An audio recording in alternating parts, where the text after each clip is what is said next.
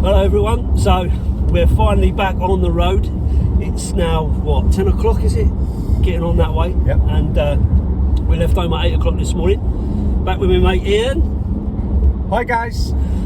So we're off to the Leicester game today. We just thought we'd do a little bit of a preview before the game, just to give you our thoughts and that before the game. So, start off. Ian, what do you reckon? Good game today? I don't know, have I got to think before 11 o'clock in the morning? It's really not a good move for me. Yeah, true. Very true. I'm optimistic today, yes.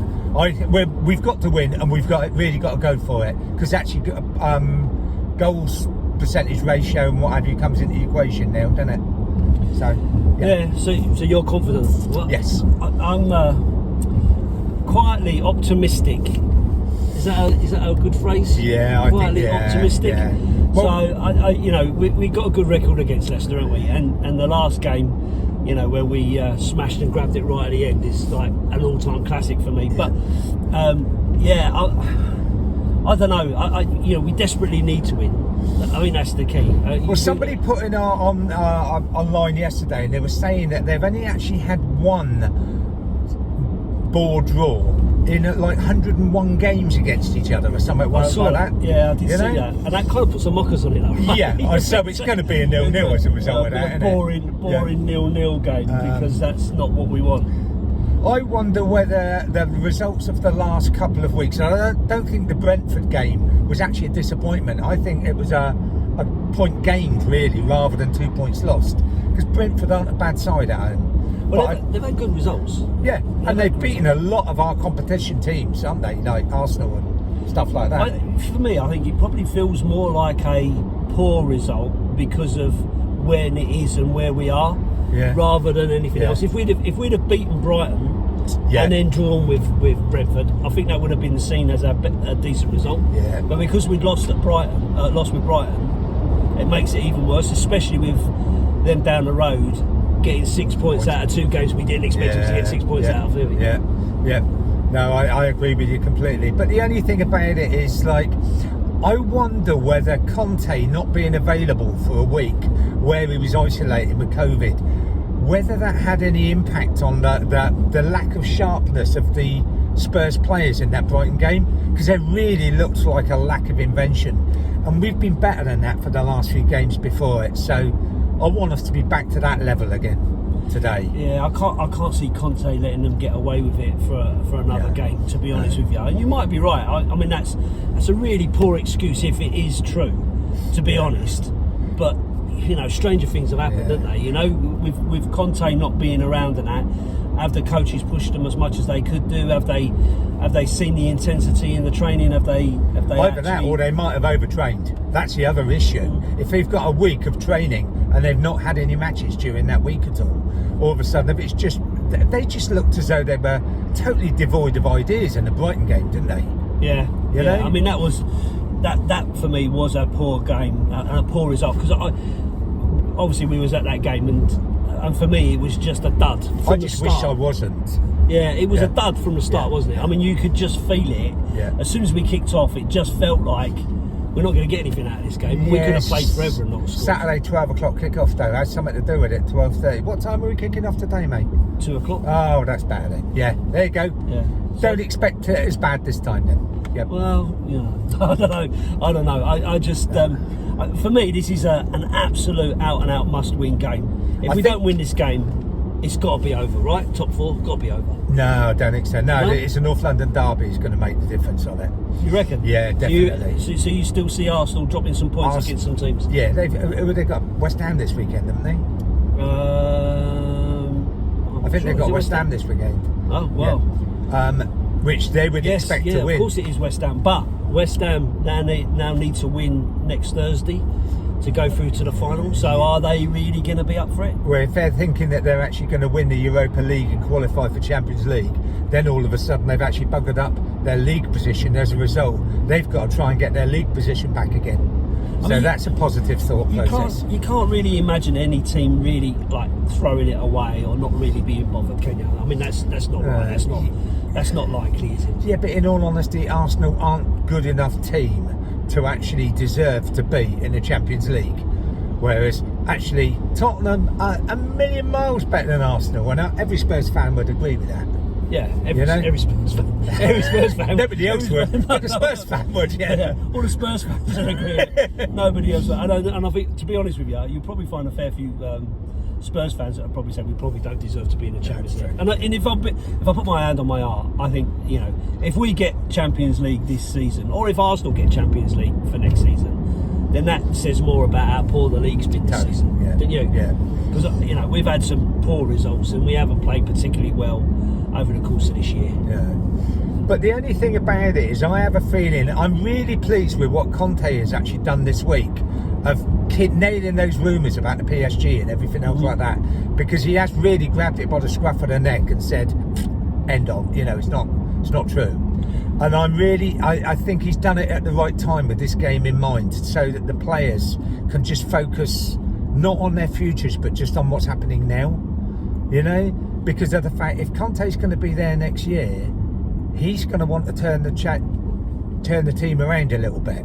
But we'll get better players in if we're in the Champions League than if we're in the Europa League. We'll buy younger players then. Yeah, I mean, you know, we've obviously, you and me have been talking about this on the way up already anyway, but I think last time when we debated this, the last time we accepted the excuse that we didn't invest in the squad because they was investing in the stadium, and that's the reason why we didn't really invest in the squad whilst we were in the Champions League, which was a mistake. And I think, you know, Levy probably sees that. Are you confident he's going to do it this time? Are you confident if we get Champions League? Are you confident that Daniel Levy is really going to put some money into it, really go out and back Conte? 100%, absolutely 100%, because of the fact, now that the stadium is complete, there's so many more avenues of actually raising income. And we've never done the naming rights yet. We've actually got all of that. There's loads of opportunities for sponsorships and stuff like that.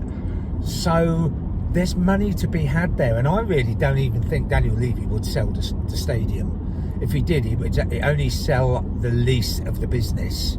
He would stay in he wants to develop a brand Tottenham, doesn't he, really? Yeah, I mean, Tottenham have always tried to do it differently, and I kind of understand it. You don't want to be in that situation where you're just chucking money at it for no good reason. I mean, we've spent money, right? Yeah. I mean, let's be honest, we have spent money, but we spent money poorly on some of the players. I mean, if you think about Ndombele, before Ndombele came to the club, everyone was after him. Everyone was after him, and the fans were over the moon when we actually signed him. Yeah.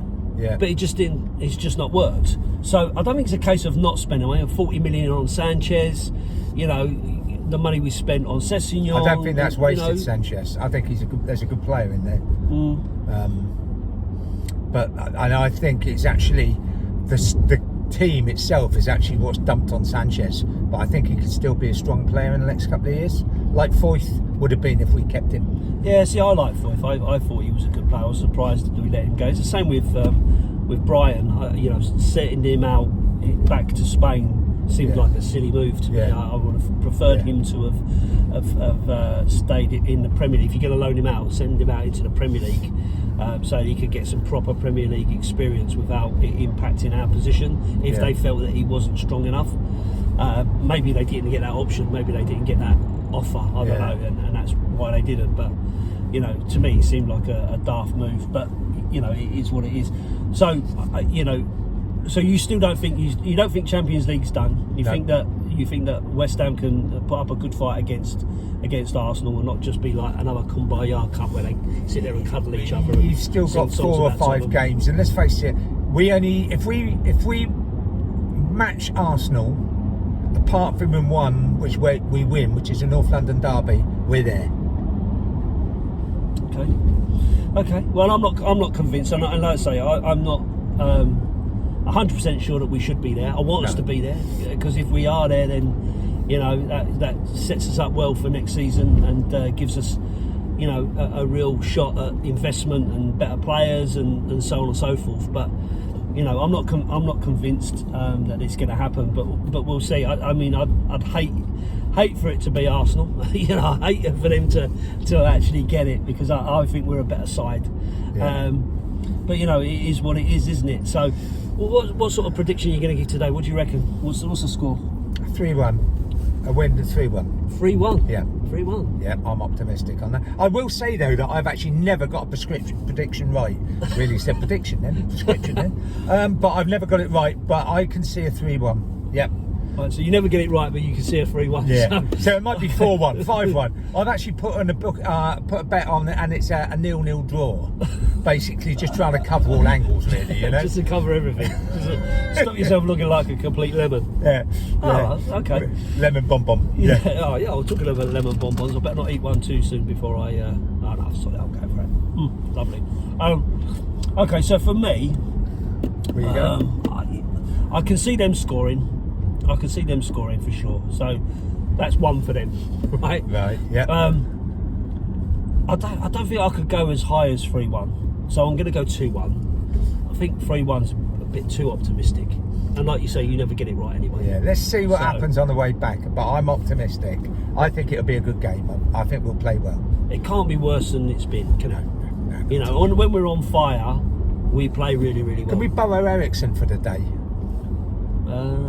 Probably not. No, that's a shame, really. But never mind. Probably not. That's what we're missing, someone like that. Yeah. And we definitely need a creative spark, right? Yeah. Because the teams that are closing us down and stopping us sort of play on the counter, those are the ones that are getting the results against us. Well, at the moment, the only ones that are actually the one that's actually making the difference of creative spark is Harry Kane. Well, we actually want him scoring goals, and he can't do it all. So No. But let's see what happens at the end of it all, mate. Yeah. Okay. So that's it from myself and Ian. We're on the way to the Gilpin's Bell for our breakfast, and hopefully we'll see some of you at the game. Up the Spurs. Yeah. Come on, you Spurs.